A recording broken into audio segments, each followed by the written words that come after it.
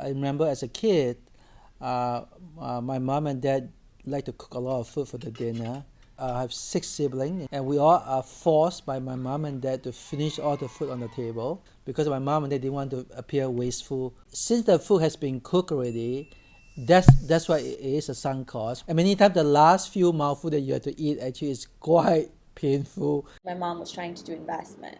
Once the stock price started decreasing and there was a trend that it might not go back, and she was unwilling to sell the stocks. So it was a big trip coming up to Paris, and I was going to spend like a couple of $1,000s on the airfare, and I really wanted to make the airfare really worthwhile. So I recall that I was, going through all of this, all the museums and the cathedrals, and I reached the Musée d'Orsay, which is the art museum, at the end of the day. And at the end of it all, I really didn't enjoy it because at the end I think I just fell asleep for like almost half an hour. And well, that's the sunk cost fallacy, I guess.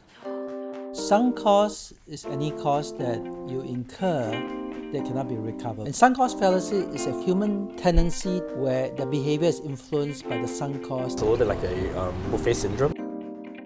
Your past choice for spending should not influence how you make forward-looking decisions. The reason why sunk cost fallacy is an irrational behavior is that you should only care about what the incremental cost and the incremental benefits going forward. Economists call this marginal analysis.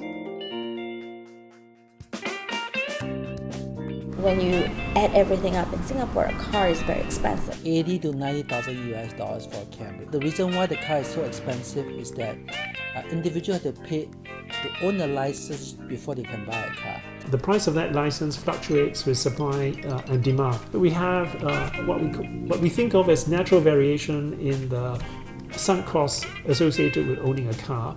We exploit that to understand how the price that someone paid for a car affects their driving.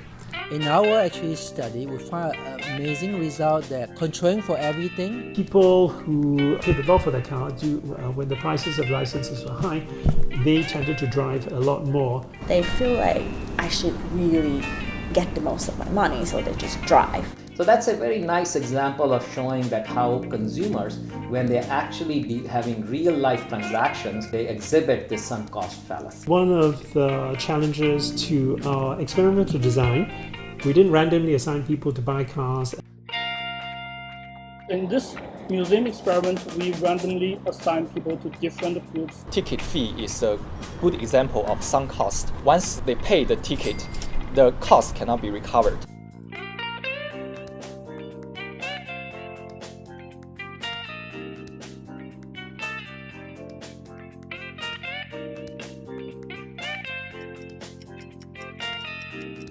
We find it fascinating because in the car example, they drive more because they pay more price for it. In this case, they got a discount and they spend less time.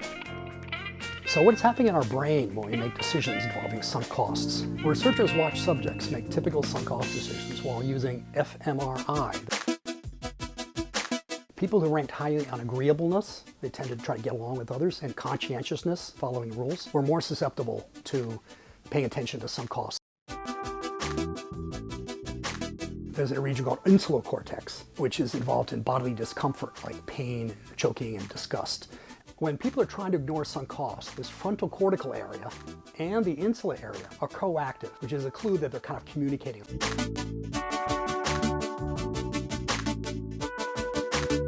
Researchers also found that the greater the time between incurring the sunk cost in the first place and having to make a decision, the more likely people are to ignore the sunk costs. So it's the youngest and the eldest who are better at ignoring sunk costs, which ironically is a hallmark of rationality. So if we actually pay attention to many things we do every day, you can see that we exhibit this sunk cost fallacy.